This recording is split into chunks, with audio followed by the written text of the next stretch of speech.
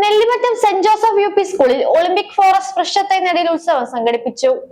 2036 ഒളിമ്പിക്സിന് India ആതിഥേയത്വം വഹിക്കുമെന്ന പ്രതീക്ഷയ്ക്ക് ഐക്യദാർഢ്യം പ്രഖ്യാപിച്ച് എറണാകുളം ഡിസ്ട്രിക്ട് ഒളിമ്പിക് അസോസിയേഷന്റെ നേതൃത്വത്തിൽ നടപ്പിലാക്കുന്ന ഒളിമ്പിക് ഫോറസ്റ്റ് പദ്ധതിയുടെ ഭാഗമായി ജില്ലയിലുടനീളം 2036 വൃക്ഷത്തൈകൾ നടുന്ന ക്യാമ്പയിന്റെ ഭാഗമായാണ് Nellimattam saint Joseph UP. School ക്യാമ്പസിൽ വൃക്ഷത്തൈ നടീൽ ഉത്സവം സംഘടിപ്പിച്ചത്.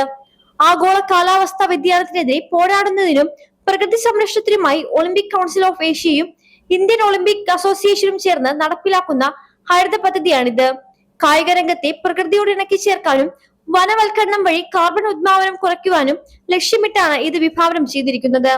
School manager reverend doctor Thomas T പറയണം ചടങ്ങിൽ അധ്യക്ഷത വഹിക്കുകയും വൃക്ഷത്തൈ നട്ട് പദ്ധതിയുടെ ഉദ്ഘാടനം നിർവഹിക്കുകയും ചെയ്തു.